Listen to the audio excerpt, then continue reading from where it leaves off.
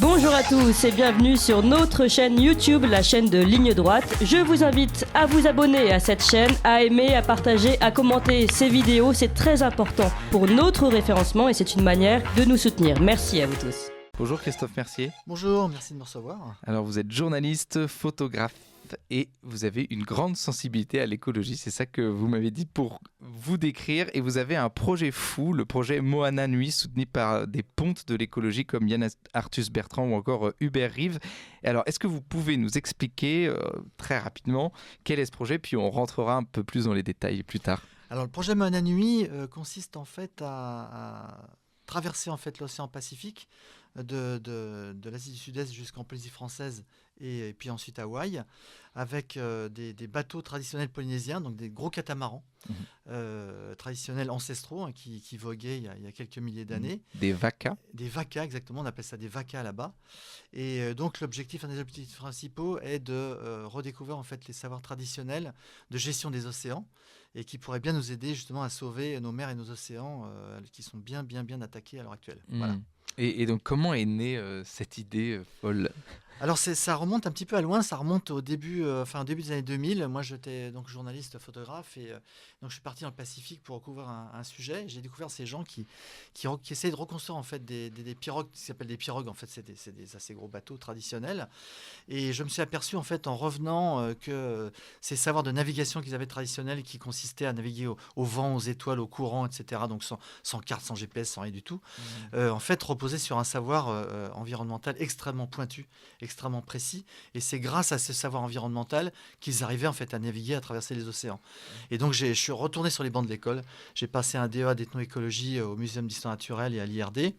Je suis devenu une espèce de petit expert dans ce domaine-là. En fait, j'ai été après embauché en fait par l'UNESCO sur un projet qui avait trait justement à la navigation traditionnelle et à son impact environnemental.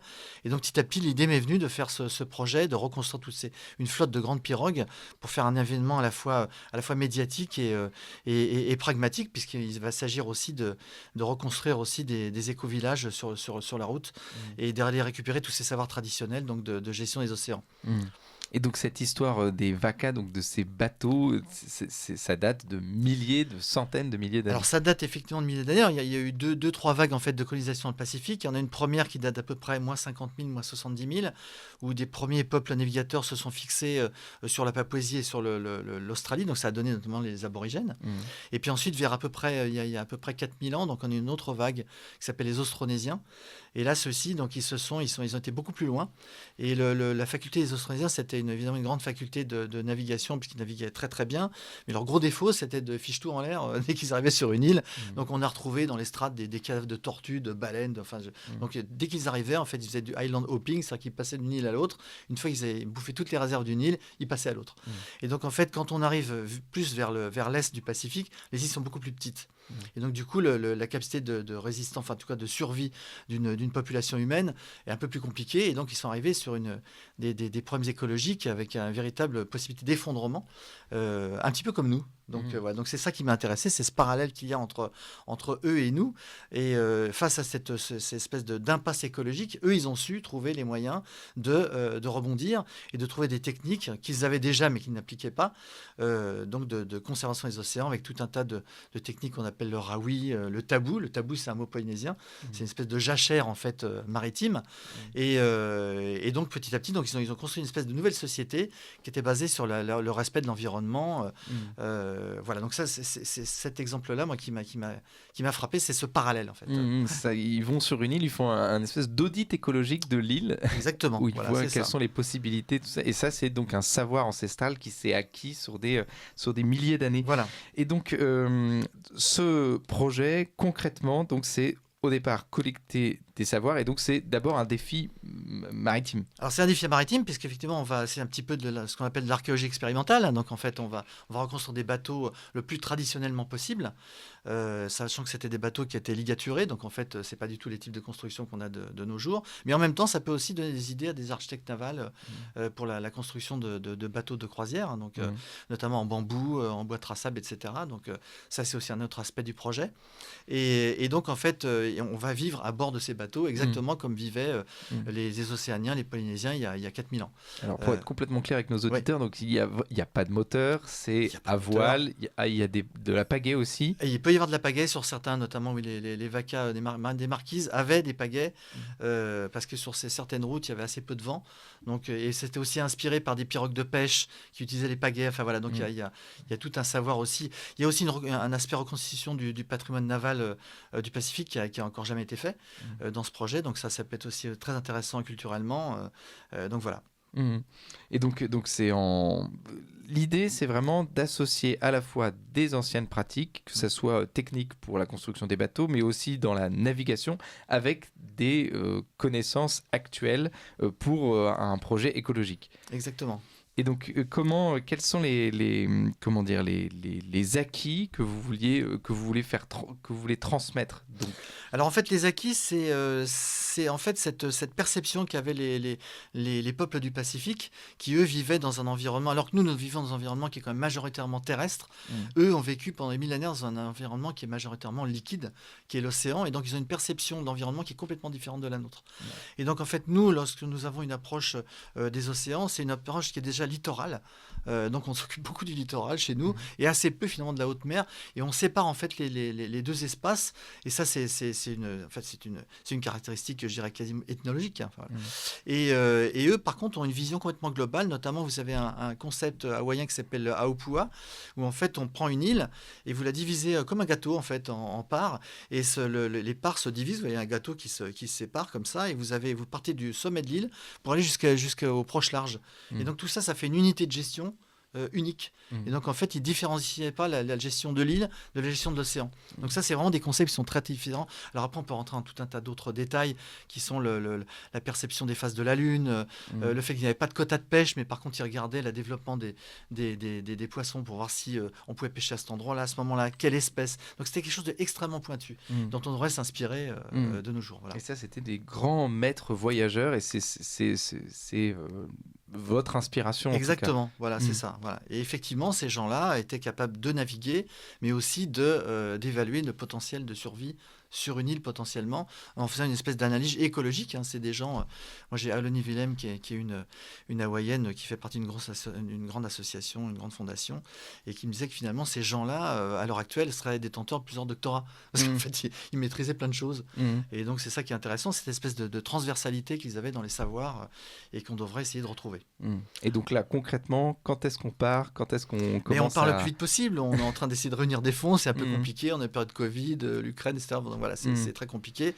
On peut vous soutenir sur votre site? Absolument. Voilà, absolument. Donc on va sur votre site qui est www.moana-nuit.org. Voilà, donc il y a un très beau site, j'invite tout le monde à aller le voir. Oui, si vous voulez voyager en cette période de Covid, vous allez sur le site, vous partez en Indonésie, en Polynésie en tout cas, ou en Indonésie aussi, pendant au moins une demi-heure. Moi, pour faire cette interview, j'ai voyagé grâce à vous. Et donc concrètement, on part le plus vite possible, et donc au départ, il faudra construire les bateaux. Il faudra construire les bateaux, donc la construction des bateaux se fait donc aux Philippines, donc qui est un point en fait, parce qu'en fait cette expédition va retracer en fait aussi les migrations préhistoriques. Et donc les migrations préhistoriques se sont faites de l'Asie du Sud-Est jusqu'en Polynésie. Donc c'est comme ça qu'a été peuplé le Pacifique ancien. Donc on part des Philippines à Palawan, où il y a des gens qui sont déjà habitués à construire des bateaux traditionnels philippins.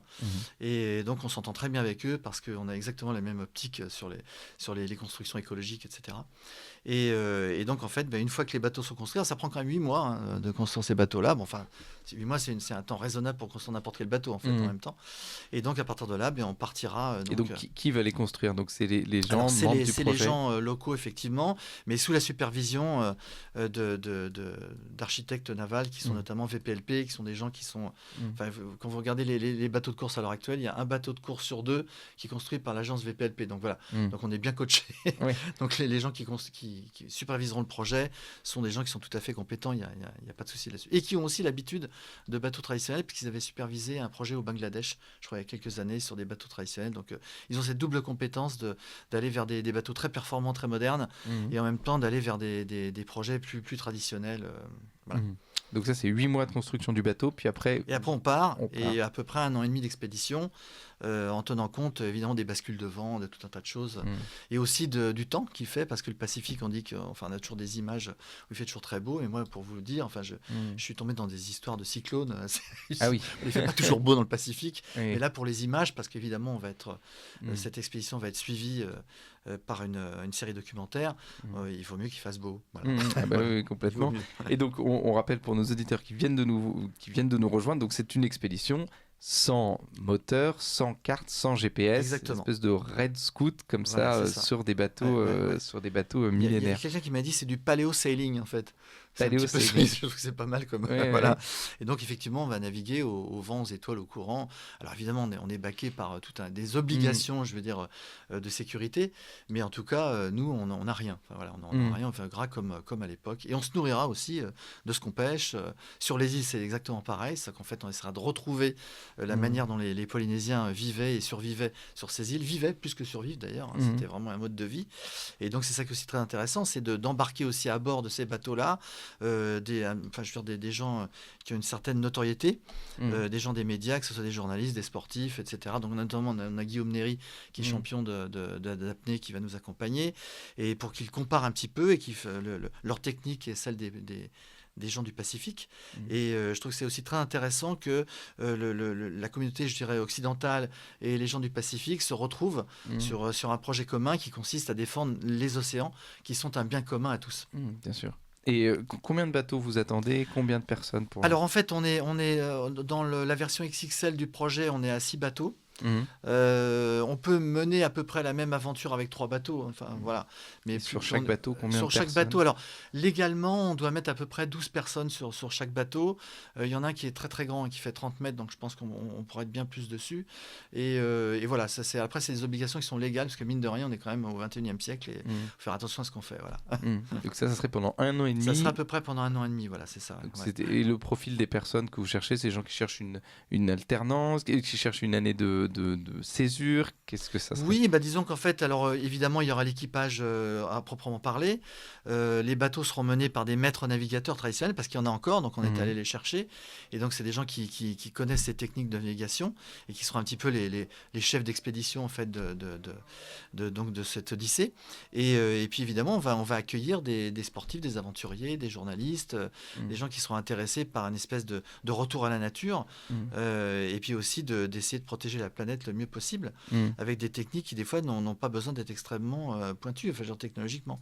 Alors il faut savoir aussi qu'on va prendre beaucoup de scientifiques, je dirais occidentaux, puisqu'un des buts du projet est aussi d'allier en fait les savoirs traditionnels et les sciences modernes. Donc ce qui n'est pas évident à la base. Il y a un petit côté défiance de chaque côté. Voilà, donc condescendance même. Oui, aussi, voilà, il y a condescendance, il y a je sais mieux que vous, il y a aussi du côté des Océaniens le fait de dire vous allez me prendre vos savoirs. Enfin voilà, il y a tout un tas de choses qu'on doit aussi régler socialement et débloquer pour que des choses émergent. Et donc les écolieux du projet qui sont prévus dans 3 sites, notamment en Nouvelle-Calédonie, Fidji et Polynésie française.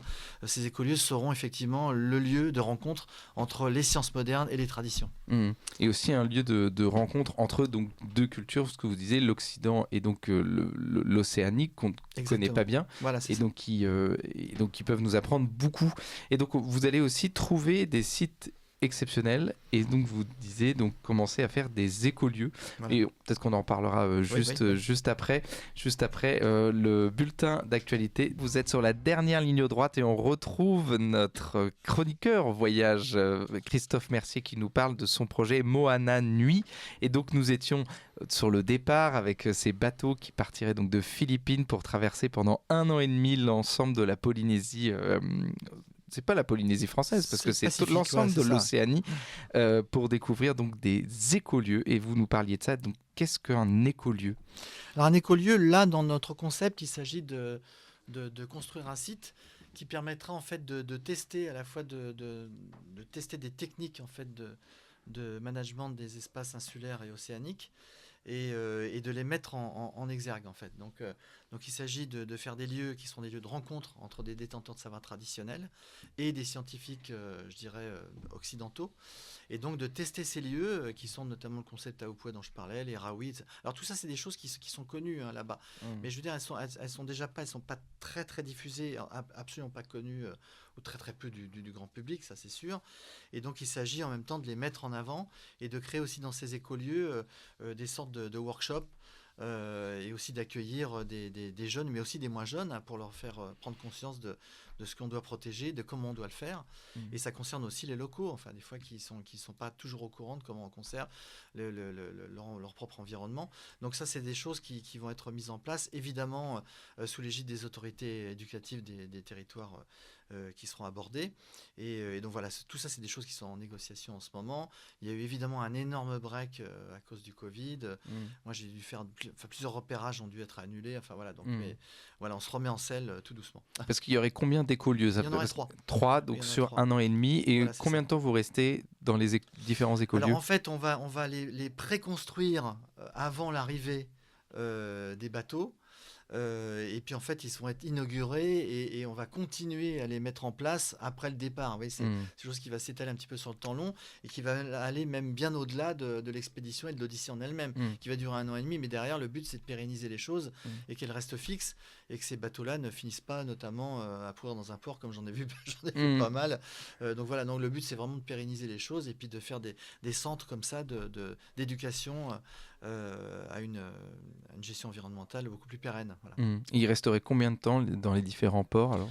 Mais en fait, ils vont rester... alors ça dépend. Là, il y a tout un détail, il y a tout un planning qui existe. Il y a des ports sur lesquels il reste assez peu de temps et d'autres où il reste un peu plus longtemps. Évidemment, ils vont rester beaucoup plus longtemps là où les écolieux ont été établis. Donc je prends Nouvelle-Calédonie, Fidji et Polynésie française. Là, les bateaux vont rester un peu plus longtemps, c'est sûr, puisqu'il y aura des choses à mettre en place. Mais je veux dire, tout au long de ce trajet, il y a des...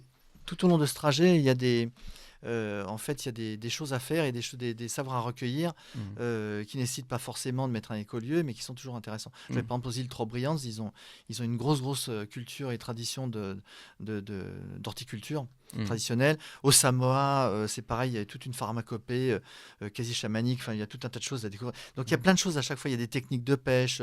Donc, à chaque fois, on va aller faire un petit peu glaner toutes ces techniques-là et les faire ressortir dans les écolieux.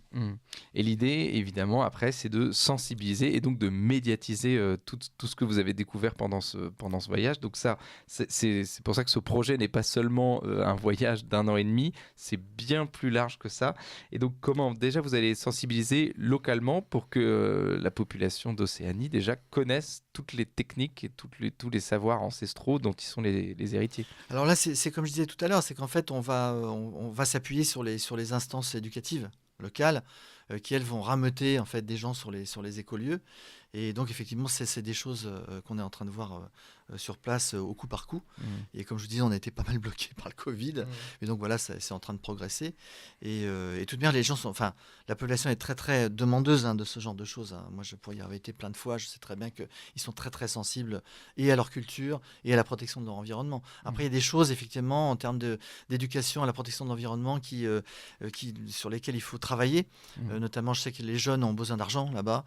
Et donc, ils n'hésitent pas à prendre des speedboats et puis d'aller pêcher tout ce qui se présente. Enfin, voilà. Donc il y a tout un tas de choses comme ça, alors avec une mission vraiment d'éducative aux bonnes pratiques. Et donc ces écolieux seront le centre pour essayer de faire pencher la balance du côté conservation plutôt que déprédation. Voilà. Ça, c'est en Océanie. Et en Occident, vous ferez donc des conférences. Absolument. Voilà, donc des conférences un petit peu partout. Donc ce sont des concepts qui peuvent s'élargir à tous les océans du monde. Et donc on peut. Alors après, il faut les adapter culturellement à chaque zone. C'est-à-dire qu'on ne fait pas la même chose dans l'océan Indien qu'on le fait en Atlantique, qu'on le fait dans le Pacifique. Mais en tout cas, les concepts sont là et ils peuvent produire une espèce d'effet d'entraînement en fait sur d'autres projets qui existent. Hubert Reeves disait un truc très intéressant sur ce projet-là. Il disait c'est un projet fédérateur. Il disait, voilà, c'est quelque chose qui va ramener d'autres projets autour de lui et qui va faire une espèce de promotion générale à la protection des océans. Moi, je rapproche ça assez souvent à ce qui s'est passé dans les années 80-90 en Amazonie, avec notamment Raoni qui a fait le tour de la planète, ce fameux chef indien qui était porté par Sting, par Nicolas Hulot, etc. Et qui lui a permis de diffuser en fait sur toute la planète déjà l'urgence de la protection du poumon de la planète qui était l'Amazonie. Et donc il y avait ce côté très médiatique de Raoni, mais qui symbolisait en fait la protection de la planète. Et alors en termes de poumon de la planète, les océans c'est quelque chose. Et plus français, Cousteau aussi a fait fait ça. Absolument, Cousteau l'a fait. Et j'en suis encore à me demander s'il n'y avait pas eu Cousteau, s'il n'y avait pas eu des gens comme Arthus Bertrand, Hulot. Est-ce qu'on saurait s'il y a vraiment qu'il y a un problème environnemental? Je n'en suis pas sûr. Voilà, donc le côté médiatique dans le projet Moana Nuit est extrêmement présent aussi. Et très important. Et d'ailleurs, il y a même donc, un film, une fiction en tout cas, que vous voudriez réaliser. Voilà. Alors, il y a déjà surtout une série documentaire sur laquelle une société de production qui s'appelle Bonne Pioche qui nous suit. Bonne Pioche, c'est les gens qui avaient réalisé et produit La Marche de l'Empereur, qui a été oscarisé à Hollywood. Donc eux, ils nous suivent pour une série documentaire qui sera à peu près des 4 fois 52 minutes, quelque chose comme ça, qui est en développement. Et on essaie de développer aussi une fiction long métrage, qui serait un petit peu le climax un peu de cette histoire-là. Et pour, encore une fois, mettre toujours plus l'accent sur la défense des océans, une fiction long métrage qui reprendrait les thèmes en fait, de l'expédition Moana Nuit, donc cette volonté de protection des océans à l'océanienne. Voilà. Et donc ça, ce serait donc après les 1 an et demi de voyage. Donc c'est un projet que vous étalez sur 5-10 ans. Alors même plus, enfin je veux dire, il y a déjà un gros coup de boost qui est effectivement l'Odyssée en elle-même. On a envisagé il y a pas si longtemps que ça de ne pas s'arrêter à Hawaï, mais de continuer ensuite sur Osaka, puisqu'il y a une exposition universelle à Osaka en 2025. Donc là, on aimerait bien pouvoir y amener nos VACA pour parler des océans. Donc ça, c'est encore un projet qui se prolonge dans en VACA. Exactement, voilà, Osaka. Incroyable. Avec les Japonais qui sont très très sensibles à ce genre de tradition également. Enfin, donc, voilà. On a même hésité à un moment donné à construire ces bateaux au Japon, pour tout vous dire. Donc voilà. D'accord. Et donc vous vouliez me parler d'un livre qui est Mer et Océan, dont vous avez fait la préface. Mer et Océan, donc Sauver notre devenir. Donc j'ai pas fait la préface. En fait, c'est un livre où il y a plusieurs contributeurs. Et donc ils sont tous des experts dans la protection des océans. Et voilà, c'est un livre qui est sorti juste avant les confinements, et donc j'avais rédigé un chapitre pour expliquer les bienfaits du projet Moana Nuit. Et donc voilà, donc ça s'appelle Mer et Océan, Sauver notre devenir. C'est aux éditions Autonomia. Et voilà, donc je vous l'invite à lire. C'est assez technique, complexe, mais très très instructif. Il y a des chapitres qui se font en quelques pages, on comprend les enjeux des océans, c'est très très intéressant. D'accord, donc Mer et Océan. Moana Nuit, on n'en a pas parlé, mais est-ce que vous pouvez nous dire qu'est-ce que ça signifie Moana Nuit? Alors Moana Nuit, ça veut dire grand océan. Moana, c'est l'océan. Nuit, c'est grand en polynésien. Et le grand océan, c'est le Pacifique, en fait. Voilà. Donc, d'accord. Ça, c'est des choses que j'explique dans le site internet, mais c'est vrai que c'est bien de le dire. Eh bien, écoutez, si vous avez été frustré par le Covid, si vous n'avez pas pu voyager, moi, je vous invite évidemment à aller consulter le site de Moana Nuit. Et évidemment, donc, ce voyage a un coût, et donc, grâce à vos dons, vous pourrez faire partie de l'aventure. Et donc, allez sur...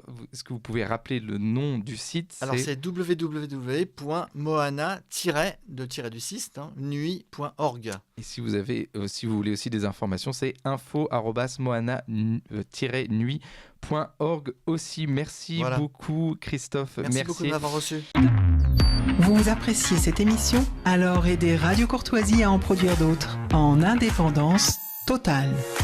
Rendez-vous sur soutenir.radiocourtoisie.fr. Merci d'avance.